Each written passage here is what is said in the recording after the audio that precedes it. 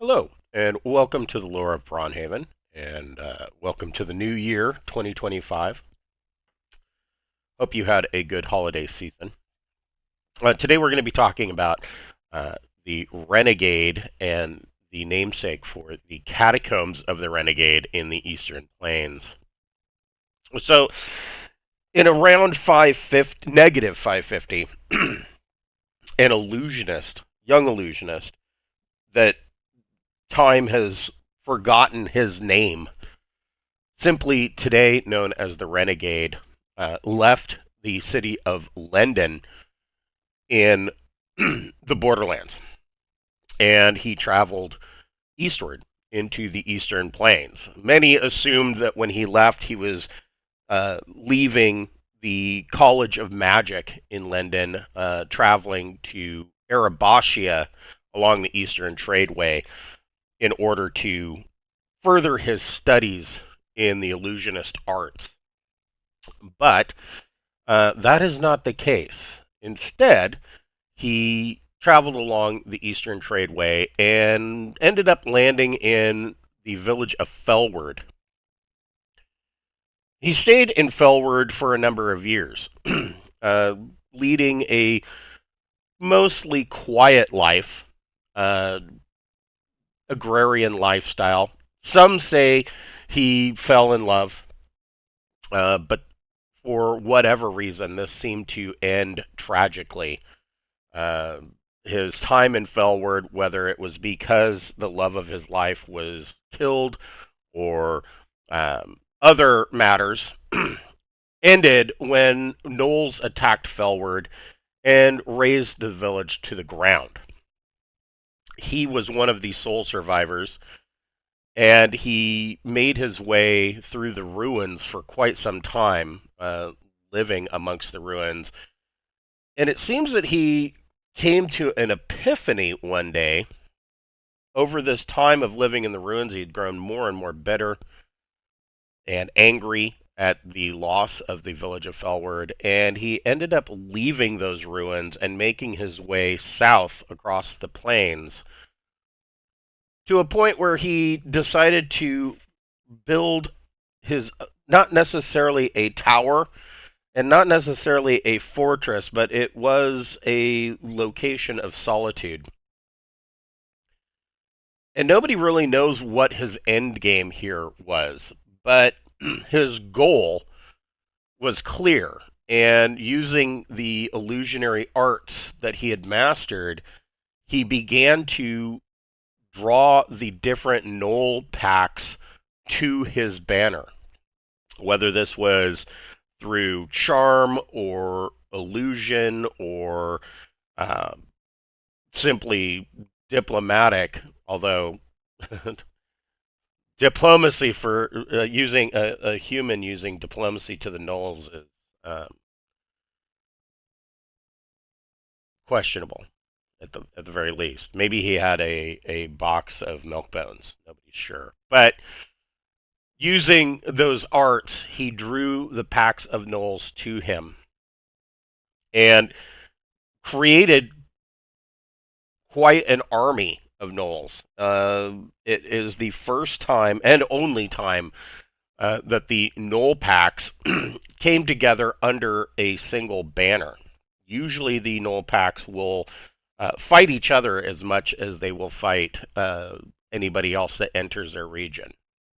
But in this case, they were compelled to work together, and he created a fairly large army. And this army of Knolls, he actually ended up uh, challenging the Nohili Serpent Kingdoms. And the snake people of the Serpent Kingdoms went to war.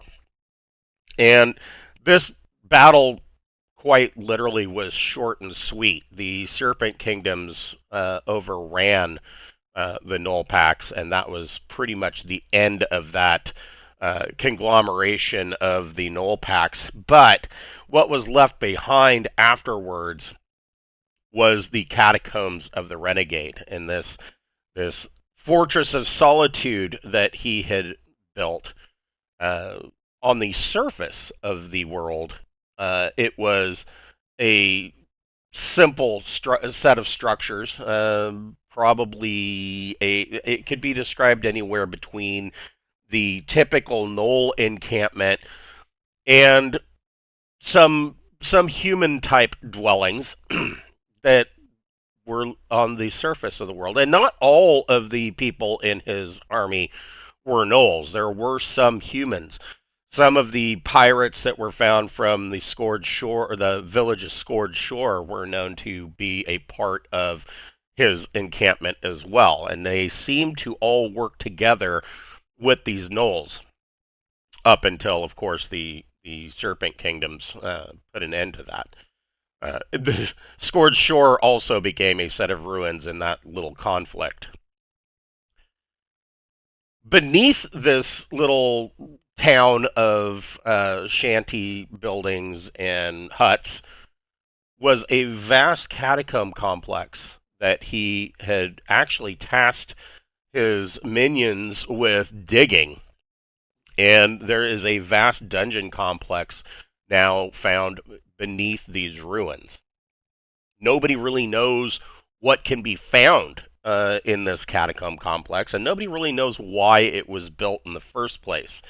There are some who say that the Renegade still lives all these hundreds of years later, deep in these catacombs. Those rumors are more than likely absurd, or possibly, if there has been a sighting, that it's some leftover Dwemer cast by illusionary magic that simply consists of the stuff of magic and imaginary holography, that he's not really there. But there are those who insist that he continues to scheme at the very bottom of his lair, in deep beneath the world. A few people have gone in and come out much wealthier for the purposes of their exploit, but getting, of course, to the catacombs of the Renegade means that one would have to travel through the Thizza Knolls territory, and they are notoriously, as all gnolls are, notoriously they are very territorial, and they will typically hunt down and eat anything that comes through their region. However, because of their proximity to the Rurg Nullpack territories, the two tend to fight over one another, and sometimes can be distracted because the two Null packs tend to want to fight over who actually owns and controls the town of Lane in the hill regions. And so the two packs can sometimes be distracted by one another and by the town of Lane, allowing small groups to be able to move south from the Fellward ruins to the catacombs of the Renegade, assuming that people actually know exactly where those catacombs are at. The grass of the plains grows tall, and the ruins can be difficult to spot among the tall grasses that grow there. What all can be found in the catacombs? Nobody really knows, but there have been riches pulled out, a few magical items, but mostly in the form of gold.